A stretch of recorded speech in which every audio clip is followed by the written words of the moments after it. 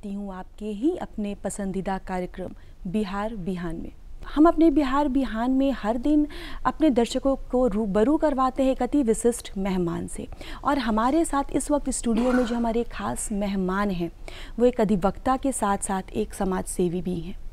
जी हाँ, समाज के कई ज़रूरतमंद लोगों की मदद वो विगत कई वर्षों से करते आए हैं। जाति, धर्म, लिंग, शहर, उम्र, ये सब का भेदभाव किए बिना वो समाज की सेवा में काफ़ी लंबे समय से जुड़े हुए हैं। तो आइए स्वागत करते हैं हमारे आज के बेहद ही खास मेहमान अधिवक्ता और समाज सेवी श्री राजेश बल्लभ जी का। राजेश जी, बहुत बहुत स्वागत है हमारे कार्यक्रम में। धन्यवाद आपका। राजेश जी, आप एक अधिवक्ता हैं, साथ ही साथ समाज सेवी भी हैं। दो कार्य एक साथ करना, कहते हैं अधिवक्ता की भी जिम्मेदारी काफ़ी बड़ी होती है। न्याय और कानून व्यवस्था में अधिवक्ता की भूमिका काफ़ी बड़ी होती है। तो इस जिम्मेदारी का निर्वहन करना, इसके क्या कार्य हैं और किस तरह से ये कार्य करता है, इसके बारे में कुछ हमारे दर्शकों को बताएं। जैसा कि आप सब लोग जानते हैं, अधिवक्ता जो होते हैं वो समाज के उन व्यक्तियों का जिनको न्याय नहीं मिलता, उनको न्याय दिलाने के बीच की एक कड़ी है जी, जिसका एक महत्वपूर्ण भूमिका होता है, जो कि लोग अपने बारे में कोर्ट में अपनी बातों को नहीं रख पाते हैं। वैसे समय में अधिवक्ता का काम रहता है कि उनको न्याय मिले। और जहाँ तक जानकारी आप लोग को है कि 90% लोग जो हैं सो गरीबी रेखा के नीचे हैं, उनको न्याय मिलना नामुमकिन सा हो जाता है। चूँकि न्यायिक प्रक्रिया इतनी लंबी है कि लोग हरास हो जाते हैं न्याय प्राप्त करते करते। ऐसे में सरकार के द्वारा त्वरित न्याय देने के लिए फास्ट ट्रैक कोर्ट का निर्माण किया गया, फिर भी सारे केस उसमें नहीं जा पाते हैं। इसके वजह से बहुत सारे न्याय प्रक्रिया में जो देरी होती है, उससे न्याय प्राप्त करने वाले व्यक्ति या तो न्याय प्राप्त करते करते इस दुनिया में बचते नहीं हैं या बहुत देर हो चुकी रहती है न्याय मिलने में। तो हम लोग कोशिश करते हैं ऐसे समय में कि उन व्यक्तियों को न्याय त्वरित रूप से कैसे मिले, और अनावश्यक जो देरी होती है जिसमें कुछ लोगों का महत्वपूर्ण भूमिका, उसको हम लोग न करें और न्याय दिलाने में जो कुछ भी हम लोग से बन सके वैसे लोगों को न्याय तुरंत मिले, इसके तरफ हम लोग कार्यक्रम करते रहते हैं। बिल्कुल, एक अधिवक्ता का न्यायालय के प्रति कर्तव्य, विधि और विधायी कार्य काफ़ी महत्वपूर्ण है। इस विषय में क्या कहेंगे? न्यायपालिका जहाँ तक है वो तो अपने स्तर पर ठीक से कार्य करता ही है। हम लोगों का भी एक रोल जो है वो ऐसा काम है जिसमें कि न्याय दिलाने में देर न हो। इसको अगर हम लोग खास करके अगर इसको टारगेट करते हैं, ऐसे स्थिति में उन वंचितों को न्याय बहुत जल्द मिल जाता है, जो कि न्याय के चलते बहुत लंबा जीवन व्यतीत कर देते हैं। तो हम लोगों ने एक टीम बनाया है कुछ अधिवक्ताओं का, जिसमें खास करके ध्यान रखा गया है कि उन तबकों को जिनको न्याय मिलने में देरी होती है, हम लोग इस टीम के रूप में काम करें, उन तक न्याय जल्द से जल्द पहुंचाने का काम करें। जी बिल्कुल, आप किसी भी क्षेत्र में कार्य कर रहे हो, आप डॉक्टर हो या आप आर्मी में हो, सेना में है, नेवी में है या फिर आप अधिवक्ता हो, हर क्षेत्र में एक प्रकार के, एक किस्म के लोग होते हैं जो बस अपनी ड्यूटी करते हैं कि हमारा 9 to 5 का एक काम है जो हमें ऑफिस जाना है, अपने कार्य को करना है और वापस आना है। और एक अलग लोग होते हैं जो कि इसके साथ साथ हर क्षेत्र में अपने समाज से जुड़े लोगों की मदद करते हैं। वो आप किसी भी पेशे में रहकर, किसी भी प्रोफेशन में रहकर कर सकते हैं। और आप भी एक अधिवक्ता होते हुए अपने व्यस्त शेड्यूल से वक्त निकालकर समाज के प्रति जो आपकी जिम्मेदारी है उसका भी निर्वहन कर रहे हैं। इसके लिए वक्त और इसके लिए प्रेरणा आपको कहाँ से मिली? सबसे पहले तो जब तक कोई आदमी समाज के प्रति अपना कार्य तभी कर सकता है जबकि अपना पारिवारिक रूप से, आर्थिक रूप से उसका परिवार संपन्न हो। जी बिल्कुल। और जब देखता है कि हमारे घर में हमारे बिना भी घर का आर्थिक रूप से कोई असुविधा नहीं हो, ऐसा लोग ही हमारे नज़र में ज़्यादा कार्य कर सकते हैं। जी। क्योंकि कुछ लोग जब सब तरह से स्वावलंबी हो जाते हैं तो सिर्फ उसके बाद भी वो अपने परिवार के बारे में ही ज़्यादा विचार करते हैं। तो हमारा सोचना है कि ऐसे समय में जब आप अपने रूप से संपन्न हैं, अपना काम कर सकते हैं, आपका परिवार चल सकता है, तो आपके खड़ा रहने से उन लोगों का काम हो जिन लोगों को आपकी ज़रूरत है। क्योंकि समाज सेवा करते करते 40 साल के ऊपर हो चुका है, तो एक लंबा समय इसमें बीता है, इसलिए बहुत सारे लोगों के साथ हम लोगों का कांटेक्ट है, उन लोगों से बात विचार है, उन लोग हमको जानते हैं या हम उनको जानते हैं। तो ये एक सिर्फ छोटी सा काम है जिसमें कि हम लोग मान लीजिए कि किसी को कोई ज़रूरत हो, हम लोग खाली खड़ा हो गए तो वो काम ऑटोमेटिक हो जाता है। जी। जैसे मान लीजिए कि किसी मेडिकल शिविर लगाना है, तो हम लोग हर साल हजारों मरीजों का अपने संस्था के माध्यम से आँख का ऑपरेशन, मोतियाबिंद का ऑपरेशन करवाते हैं, फ्री ऑफ कॉस्ट होता है। इसमें उसका सारा खर्चा हम लोग अपना 2-4 दोस्त मिलके ही वहन करते हैं। तो 4-5 हज़ार आदमी उसमें इकट्ठा होता है, जिसमें कि उसमें स्क्रीनिंग होता है। हम लोग खास करके डॉक्टर को एडवाइस करते हैं कि इसमें 60+ के लोग हों, इसमें खास करके महिलाएं हों जो समाज की उपेक्षित हैं, जिनके प्रति ध्यान लोगों का कम रहता है। वैसे लोगों का, जब महिलाओं का या वैसे बुजुर्ग का जो कि व्हील चेयर पे हैं, या उनके बच्चे उन पर ध्यान नहीं देते हैं, खास करके महिलाएं उपेक्षित इसलिए हो जाती हैं कि परिवार के बच्चे भी देखते कि अब ओल्ड एज हो गया, अब इनको क्यों रोशनी, मैंने उतना पैसा भी नहीं और ना ध्यान दे पाते। वैसे लोगों का एक भारी संख्या में हर साल 1000-1200 आदमी का आँख का ऑपरेशन होता है। और जब आप उनके ऑपरेशन कराने के बाद जब आप उनसे मिलते हैं, तो वो जो आशीर्वाद है, वो जो उनका प्यार है, क्योंकि उनको लगता है कि अब बाकी की ज़िंदगी हमारा अंधकार में ही कट जाएगा, और ऐसे में जब उनको आँख का रोशनी मिलता है और जब वो पूरे प्रकाश से समाज को, दुनिया को देखती हैं, तो उनके चेहरे पे जो खुशी आती है, वही हम लोग की ताकत है, जिसके आधार पर हम लोग आगे बढ़ के इस तरह का काम करते रहते हैं। बिल्कुल, आप जब ज़रूरतमंद लोगों की हम मदद करते हैं और उनकी मदद होने के बाद जो उनकी दुआएं एक हमें लगती है, वो अनुभूति और वो खुशी, उसकी कल्पना करना या फिर उसकी कोई कीमत ही नहीं है, कह सकते हैं वो अनमोल है। मैंने कहीं पढ़ा था राजेश जी कि इंसान, हम जब बात करते हैं इंसान और जानवरों की, जानवर भी अपने लिए भोजन का प्रबंध करते हैं, जानवर भी अपने बच्चों का ख्याल रखते हैं कुछ वक्त तक, और कहीं जानवर भी बच्चों को जन्म देते हैं। लेकिन इंसान ये सब करने के साथ साथ इंसानी स्वभाव होता है एक सेवा भाव। अगर वो सेवा भाव हम में है तो हम बाकियों से अलग हैं।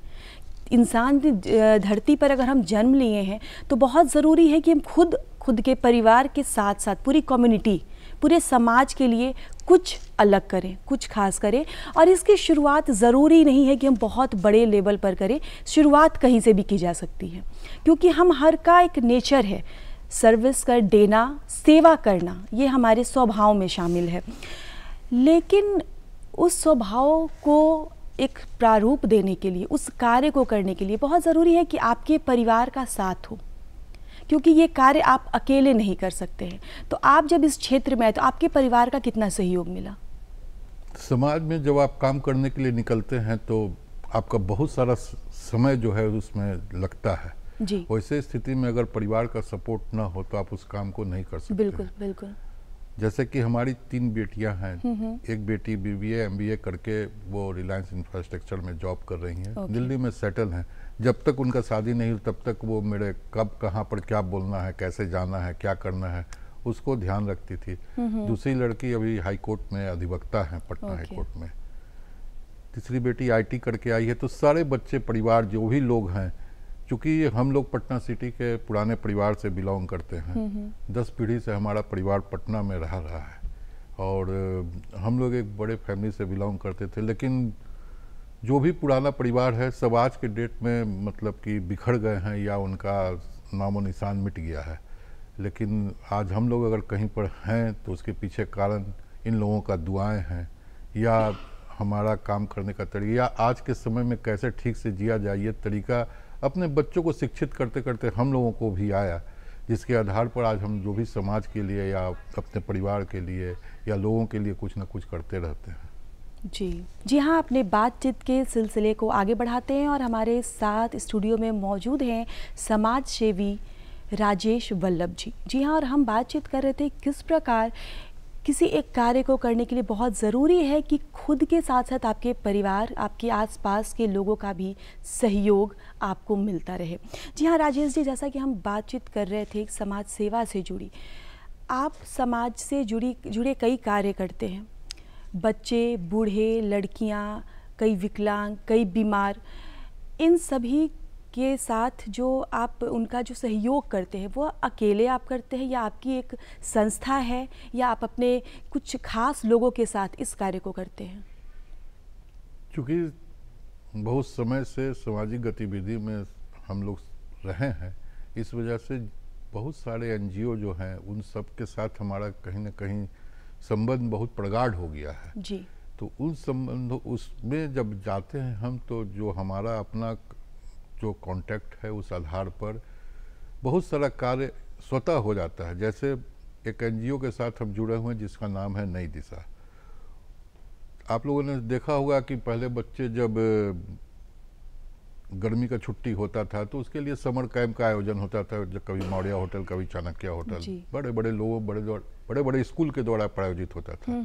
पिछले 10-15 साल पहले हम लोगों ने शुरू किया कि जो गर्मी का छुट्टी है उसमें वो नीडी बच्चे, जिसमें खास करके बच्चियां हों, हम लोग उनको टारगेट किया और उन सारे बच्चों को एक प्रचार प्रसार के माध्यम से एक जगह इकट्ठा किया और उस जगह जहां इकट्ठा हुआ वहां पे हम लोगों ने पेंटिंग का, सिलाई का, बुनाई, कढ़ाई और मेकअप का, जो भी जिससे बच्चे मतलब कि गायन के लिए,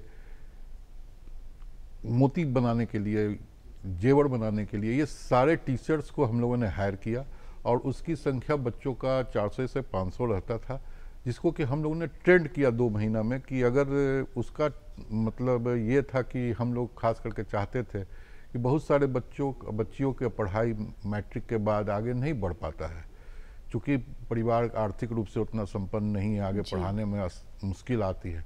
तो ऐसे में बच्चियां अगर चाहें तो सिलाई, बुनाई, कढ़ाई या मेकअप का जो ट्रेनिंग लेती है या एम्ब्रॉयडरी का जो ट्रेनिंग ले रही हैं या गायन का ले रही, आपको जान के आश्चर्य होगा कि बहुत सारे बच्चियां इसमें से मतलब चाहे वो इंडियन आइडल हो या और सारे बहुत सारे इंडिया लेवल के प्लेटफॉर्म पे जाके अपने आप को परफॉर्म किया और पटना सिटी का और पटना और बिहार का नाम उन लोगों ने रोशन किया है। क्या बात। इन छोटे छोटे प्रयास के माध्यम से जी। तो उसमें लगता है कि इस तरह का कार्य होने से उन बच्चियों को हम लोग सारे ट्रेनिंग जब देते हैं और 1 महीना के बाद फिर उसका टेस्ट लेते हैं, जब वो पूरे कंप्लीट हो जाती हैं तो उनको फिर सर्टिफिकेट दे करके उनको प्रोत्साहित करके आगे बढ़ने का मौका देते हैं। बिल्कुल, कहते हैं हर बच्चे में एक खासियत होती है, उनमें एक टैलेंट छुपा होता है। साथ ही साथ आपने बताया कि आप लड़कियों को भी स्वावलंबी बनाते हैं। कई वृद्धाश्रम आजकल खुल रहे हैं जहाँ पे हर घर में उस उम्र के लोगों की जो केयर, जो रिस्पेक्ट होनी चाहिए वो नहीं मिल रही है उन्हें। साथ ही साथ कई ज़रूरतमंद बच्चे हैं जिन्हें शिक्षा नहीं मिल पा रहा है। ये सारी कमियों को आप पूरा करते हैं। लेकिन राजेश जी, अगर बात करें किसी ज़रूरतमंद की मदद करना, वो बच्चे हों या बूढ़े हों, वो लड़कियां हों या विकलांग हों, इन सब में कुछ एक खास जो कि आपके दिल के बेहद करीब है और आपका समूह और आपकी संस्था उनके लिए विशेषतर कार्य करती है। खास करके हम लोग प्रयास करते हैं कि बच्चियों को शिक्षित करने के ऊपर जो भी मेन फोकस हम लोग का रहता है जी। क्या कि शिक्षा ही एक ऐसा माध्यम है जिसके माध्यम से वो अपने परिवार को, अपने घर को और अपने आप को तैयार कर सके, ताकि ये समाज में अपने आप को कैसे आगे बढ़ाना है। तो हम लोग पूरा कोशिश करते हैं या तो वो अपने रोजगार के माध्यम से स्वावलंबी हो जाए या अपने पढ़ाई के माध्यम से स्वावलंबी हो जाए। तो हम लोग का मेन फोकस बच्चियों को, उनको आगे बढ़ाने में ही लगा रहता है। बिल्कुल। इसके साथ ही साथ राजेश जी, बहुत सारे युवक जो बहुत ही गरीब हैं, हॉकर्स का काम करते हैं, फल बेचना हो, सब्जी बेचना हो या पेपर बेचना हो, वो इस भीषण गर्मी में भी सुबह से शाम तक धूप में साइकिल से एक जगह से दूसरी जगह वो अपने जीविकापार्जन के लिए घूमते रहते हैं। उनके लिए भी आपकी संस्था कुछ कार्य कर रही है, इस विषय में हमारे दर्शकों को कुछ बताएं। अभी हम लोग जिस संस्था से जुड़े हुए हैं उसका नाम है पत्र पत्रिका जागरूक हाकर संघ जी। तो ये जो संघ है वो गांधी मैदान से लेके पटना सिटी के दीदारगंज के बीच में अखबार बांटने का काम करता है। ये समूह से पिछले 25 साल से हम जुड़े हुए हैं। ये लोग का काम है कि सुबह अखबार जो आपके घर में दस्तक दे के पहुँचाता है, तो सारे लोग को आराम से अखबार पढ़ लेते हैं, लेकिन उसके बारे में सोचने का, उनके बारे में जानने का ज़रूरत महसूस नहीं होता है। जब इस संस्था से इन लोगों से हम जुड़े तो जानकारी हुआ कि ये लोग आज तक कहीं बाहर घूमने भी नहीं गए हैं, कभी वो अपने परिवार के साथ टाइम ठीक से स्पेंड भी नहीं कर पाए हैं। उन लोगों का कोई मेडिकल तैयारी भी नहीं था कि अगर उनका तबीयत खराब हो तो आगे वो कैसे होगा। तो सबसे पहले हमने उन सारे लोगों का ग्रुप इंश्योरेंस कराया जो आज तक उन लोग का चल रहा है। फिर उन लोगों को हमने जब बोला कि हम कभी बाहर नहीं गए हैं तो हम लोगों ने 2 बस ठीक किया, उसके माध्यम से पूरे परिवार को उसमें बैठा करके पूरे बिहार का टूर पे 6 दिन के लिए उनका जो छुट्टी का समय था हमने भेजा।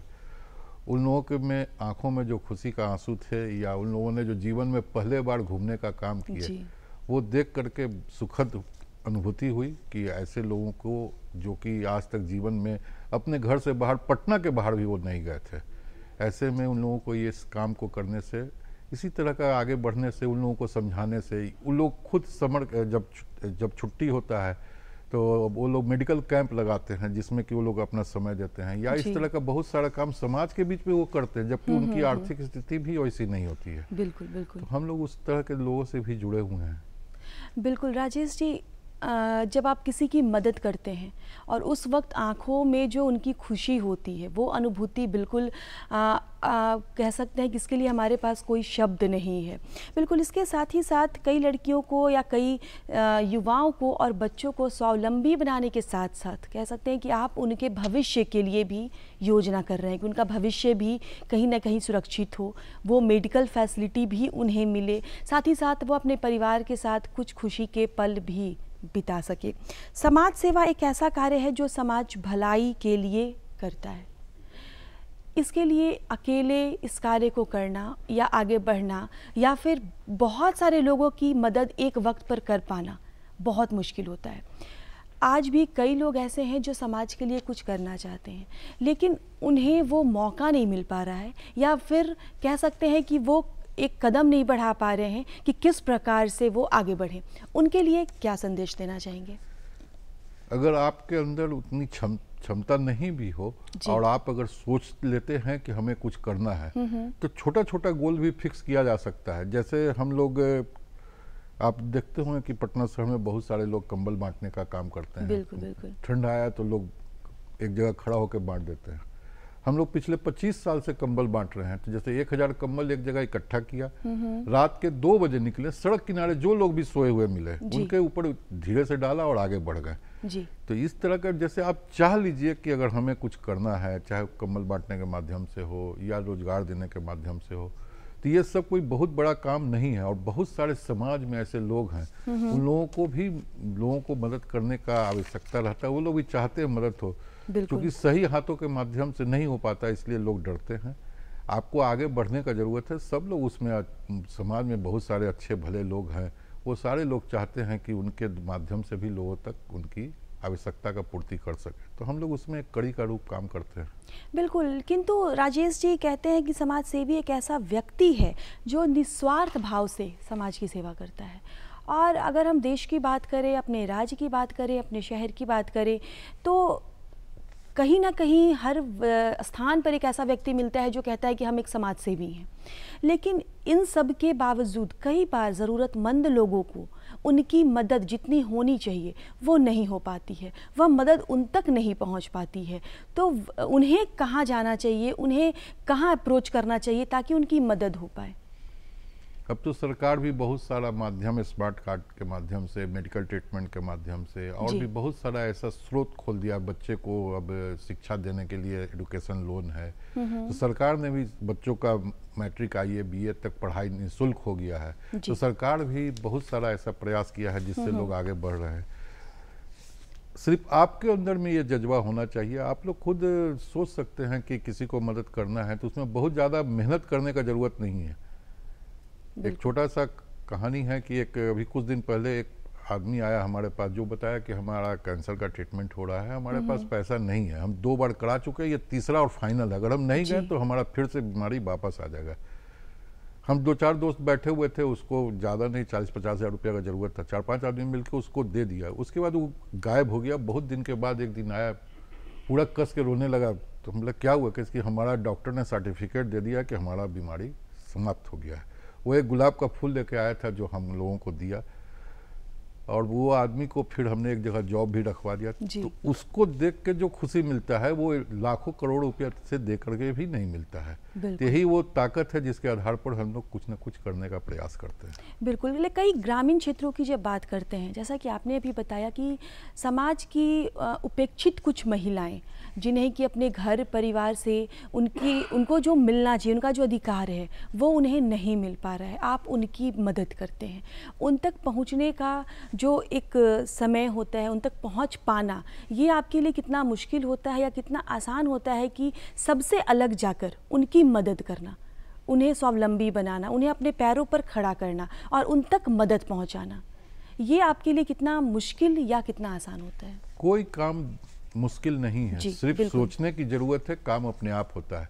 जैसे साल में हम 25-30 सिलाई मशीन जो है सब देते हैं, तो जो बच्चों को महिलाओं को वो सिलाई मशीन दिया तो वो एक सिलाई मशीन से अपने परिवार का भरण पोषण कर लेती हैं। तो ऐसे में हम लोग ग्रामीण क्षेत्र में जाते हैं, पता करते हैं कि इनको ज़्यादा नीड है, जिनके घर पे काम नहीं हो पा रहा है या काम नहीं कर पा, वैसे लोग को सिलाई मशीन दे दिया। जैसे बूट पॉलिश का आप जानती है कि मिलता है सामान, उसका पूरा किट बना करके हम लोग दे देते हैं। जैसे टोकरी दे दिया तो जो लोग फेरी वाले हैं उनका टोकरी, अगर 100 टोकरी साल में महीना में दे दिया तो बहुत सारे लोगों का उसमें, ये सब स्वरोजगार देने का, बहुत कम पैसा में देने का माध्यम है।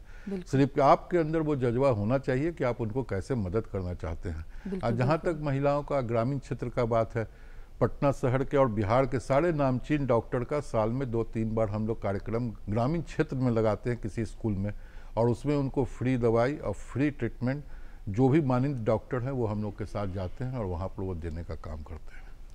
जी बिल्कुल, वो डॉक्टर हो या सेना से हो या शिक्षक हो, स्कूल हो, हर जगह हमारे ज़रूरतमंद भाई बहनों के लिए कई ऐसे कार्य, कई ऐसी योजनाएं चलाई जा रही हैं जिससे उनकी मदद हो सके, वो आर्थिक रूप से खुद पर निर्भर रह सके और उन्हें अपने जीविकोपार्जन के लिए किसी और पर निर्भर रहने की ज़रूरत ना हो। बिल्कुल। साथ ही साथ एक अधिवक्ता की जो जिम्मेदारी की बात करते हैं राजेश जी, तो आपने उसके साथ समाज सेवा का कार्य आरंभ किया है।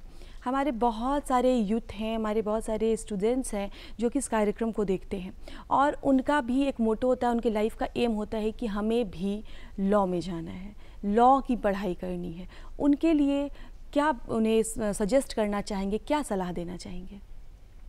जब हम लोग के समय में लॉ का पढ़ाई जब लोग पढ़ते थे तो माध्यम बहुत सीमित था।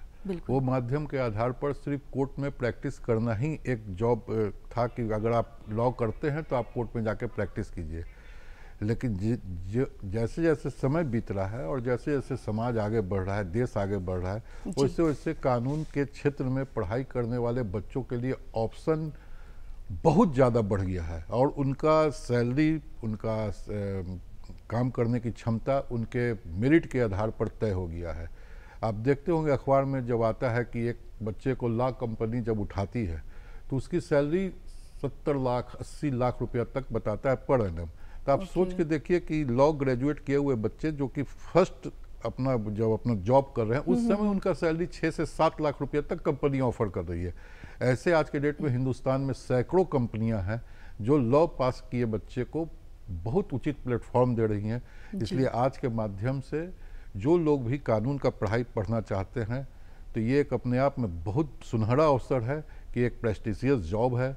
आपको समाज में इसके लिए प्रतिष्ठा मिलता है कि आप कानून के जानकार हैं, आप कानून के जानकार के आधार पर समाज को भी मदद करते हैं और आर्थिक रूप से भी आप अपने बच्चों को अगर इस क्षेत्र में आते हैं तो उनके लिए भी एक बहुत नया और अनुभव वाला काम है।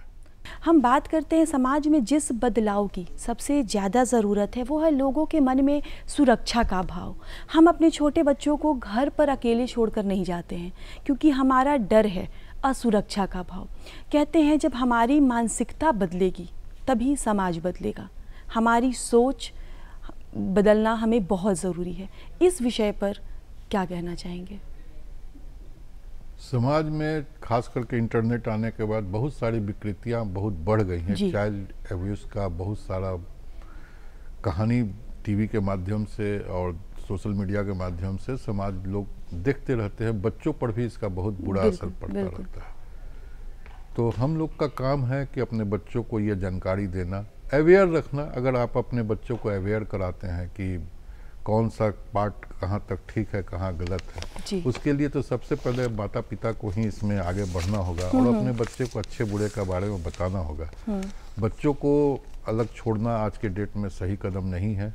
अब बहुत सारे पटना में भी बहुत सारे ऐसे जगह खुल गए हैं जहाँ बच्चों को बहुत कम उम्र से ही मैंने उनको पढ़ाई का, लिखाई का या खेलने का एक प्लेटफॉर्म दिया जाता है।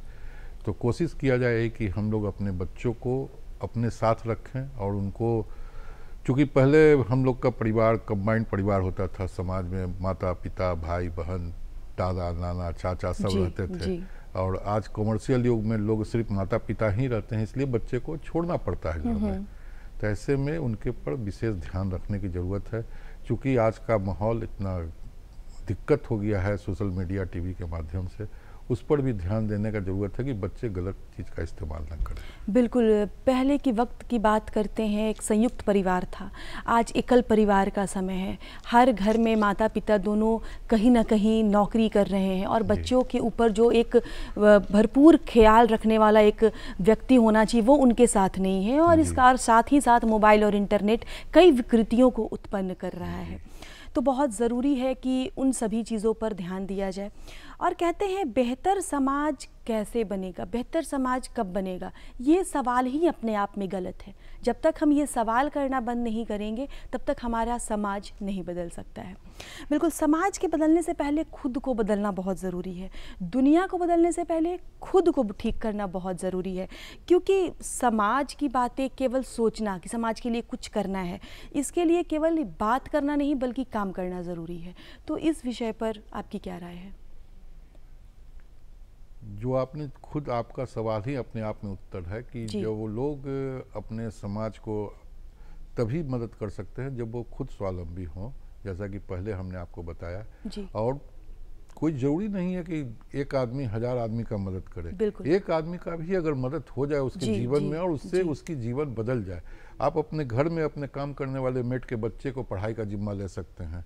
आप समाज में, घर में, मोहल्ले में कोई बच्चा अगर बीमार पड़े उसका इलाज का खर्च उठा करके उसको मदद कर सकते हैं। वो भी अपने आप में बहुत बड़ा काम है। आपके एक इलाज का पैसा का खर्च करने से किसी के बच्चे का जीवन दान हो सकता है। आप अगर किसी बच्ची का शादी करा देते हैं तो उसका पूरा जीवन में जो आर्थिक रूप से तैयार होगी अपने आप को पैसा जमा कर करके उस बच्ची का शादी करने के लिए, वो आपके छोटा से प्रयास से वो सफल हो सकता है।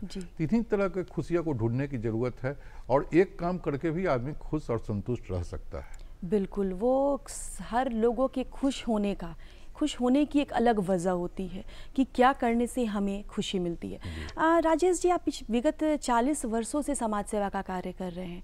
उस वक्त जो समाज में कुरीतियाँ थी या समाज में जो कमियाँ थी या समाज में जो विकृतियाँ थी, और जैसा कि अभी हमने बातचीत की कि इंटरनेट और मोबाइल आने के बाद काफ़ी बदलाव आया है। बुराइयाँ तब भी थी, बुराइयाँ आज भी हैं।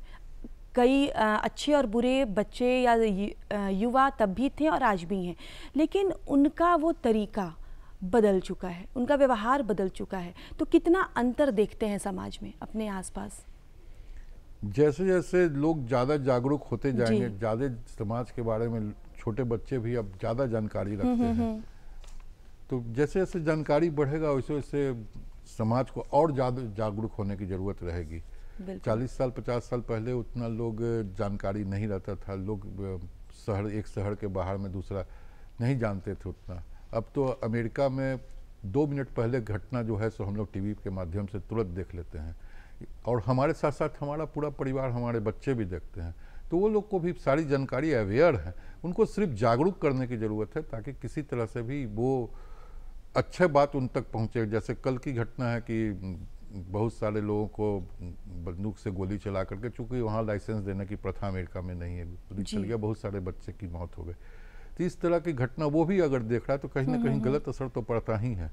तो हम लोग का काम है बताना कि भाई वहाँ लाइसेंस नहीं मिलता है, यहाँ बिना लाइसेंस के पिस्टल नहीं मिलता है। जी, तो वो समाज में इस तरह की जानकारी बच्चों को होना चाहिए और सिर्फ अवेयर रखने से ही बहुत सारी समस्याओं का निदान हो सकता है। बिल्कुल, बहुत ज़रूरी है कि हम अपने आसपास या अपने परिवार और समाज के बच्चों और युवाओं और हर उम्र के लोगों को अवेयर रखें, उन्हें जागरूक करें, साथ ही साथ ये अंतर भी बताएं कि उनके लिए क्या सही है और क्या गलत है। बिल्कुल, सामाजिक कार्य एक इसकी जो कहते हैं ना कि इसकी जो जिम्मेदारियां हैं, इसका जो कार्य है वो असीमित है जी। कई कार्य हम करते हैं लेकिन इसका कोई अंत नहीं है, वो मेडिकल के क्षेत्र में हो। लेकिन साथ ही साथ राजेश जी, बहुत सारे गरीब तबके के लोग भी आज भी अपने गांव, अपने शहर, अपने खेत खलिहान को छोड़कर दूर देश जाते हैं, दूर दूसरे शहर जाते हैं अपने जीविकापार्जन के लिए, अपनी कमाई के लिए। तो उनके लिए भी आप कुछ खास कदम उठाए हैं या फिर उनके लिए भी कुछ खास कार्य कर रहे हैं ताकि उन्हें अपने घर, अपने गांव, अपनी मिट्टी को छोड़कर कहीं दूर न जाना पड़े? जब तक रोजगार देने की समस्या जो हमारे बिहार में है उस पर कार्य नहीं होगा, उस पर यहाँ बिहार में रोजगार नहीं लोगों को दिया जाएगा, तब तक आगे बढ़ने का मार्ग प्रशस्त नहीं हो सकता है। तो कोशिश यही होना चाहिए कि हमारा राज्य विकसित हो और हमारे राज्य में रोजगार की समस्या जो है समाप्त हो और इस विषय पर कार्य हो। हमारी सरकार इस विषय पर बहुत सारे बिहार में काम हो रहा है। आने वाला भविष्य उज्जवल है, इसलिए लगता है कि आने वाले समय में लोगों को पलायन करने की ज़रूरत नहीं पड़ेगी।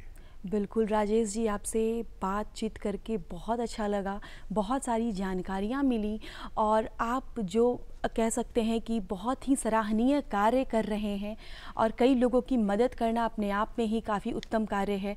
तो इसके लिए आपको और बधाई और आगे के लिए काफ़ी शुभकामनाएं। आप हमारे स्टूडियो में आए, हमारा अपना वक्त दिए, इसके लिए बहुत बहुत धन्यवाद। बिहार बिहान के सारे कार्यक्रम के टीम को बहुत बहुत बधाई और धन्यवाद कि आपने हमें बुलाया। दर्शकों, आपको आज का ये कार्यक्रम कैसा लगा? आपके सुझाव, आपकी सलाह, आपके पत्र और आपके विचार हमारे लिए बहुत ही खास हैं, बहुत ही अनमोल हैं। तो उठाइए कागज़ और कलम और नोट कीजिए हमारा पता। हमारा पता है निदेशक डीडी बिहार, दूरदर्शन केंद्र पटना, फ्रेजर रोड पटना 800001। आप हमें ईमेल भी कर सकते हैं। हमारा ईमेल एड्रेस है directordkpatna@gmail.com। इसके साथ ही साथ हमारे दूरदर्शन पर पूरे दिन मनोरंजक और ज्ञानवर्धक कार्यक्रम का सिलसिला चलता रहता है।